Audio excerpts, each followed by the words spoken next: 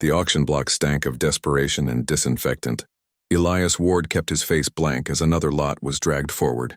3 Keltorians, their crystalline skin dulled by malnutrition. The bidding was brief. They'd be in the processing plants by morning. He'd seen worse in his 15 years running contraband through the outer reaches. Weapons, narcotics, forbidden technology. Elias had smuggled it all. But he'd never trafficked flesh. That was a line even he wouldn't cross until today.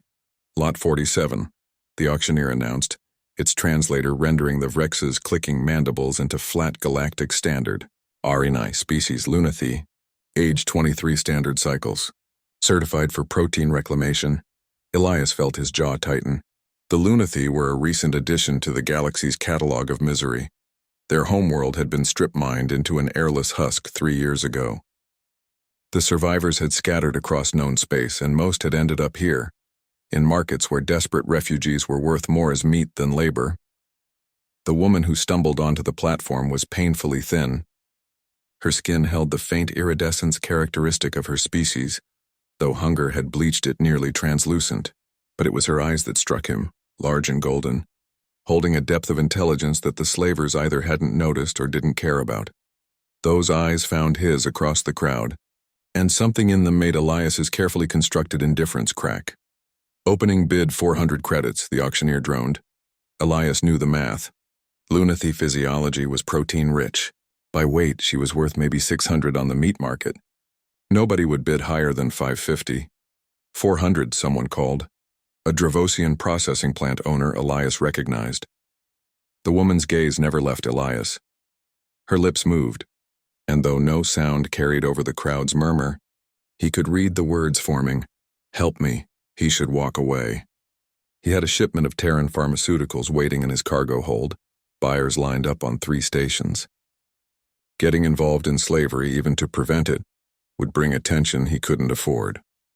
The Vrex Syndicate didn't forget, and they didn't forgive. 450, another voice called. The woman's expression shifted. Terror flooded those golden eyes, raw and absolute. Her mouth moved again, more frantically now. Please. Elias Ward had built his reputation on cold calculation. Every job was a transaction. Every risk weighed against potential profit. Mercy was a luxury that got smugglers killed.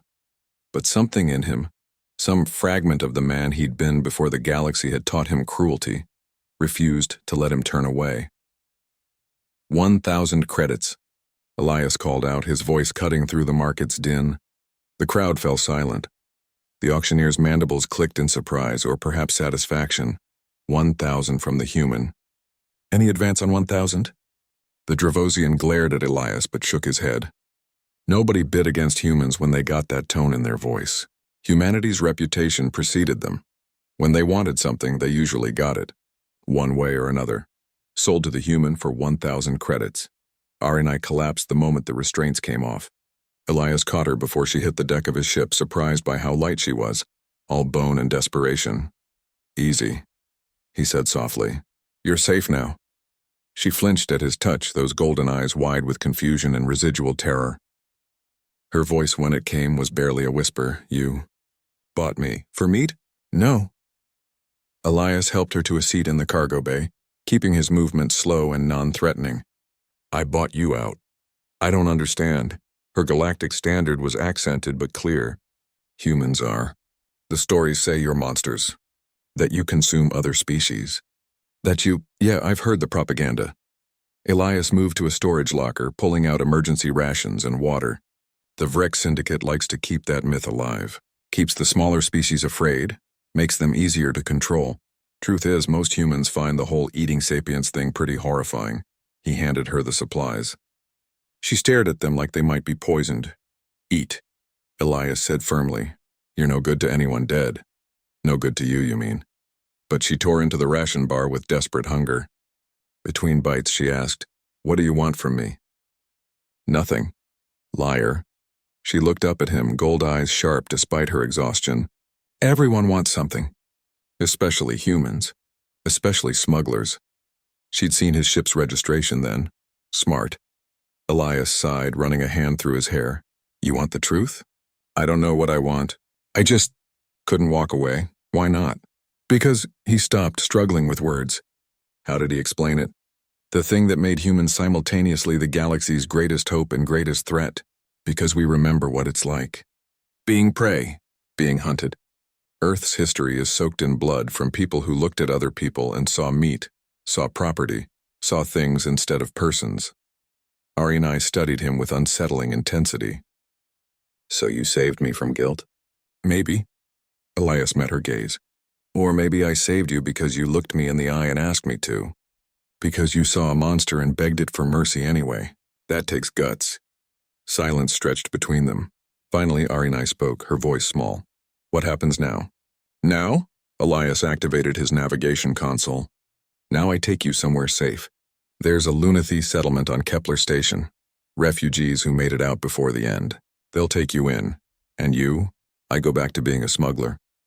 He offered her a slight smile. Try not to buy any more people. Bad for business, she didn't smile back, but something in her posture relaxed fractionally. The stories about humans. They say you're unpredictable, dangerous, that you'll protect something fiercely one moment and destroy it the next. That's not wrong, Elias admitted. We're complicated, capable of great cruelty and great kindness, sometimes in the same breath. Arinai finished her ration bar and met his eyes. Thank you, she said quietly, for being the kind of complicated that saved me. Elias nodded, turning back to his controls. Behind him, he heard her settling into the seat, heard the soft catch in her breathing that meant tears she was trying to hide. He'd broken his own rules today. Drawn attention, lost money, made himself vulnerable.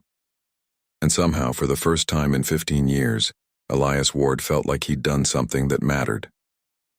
The ship broke orbit, leaving the meat markets and their horrors behind. Ahead lay Kepler Station, and a chance for Ari and I to reclaim the life that had been stolen from her. For now, that was enough.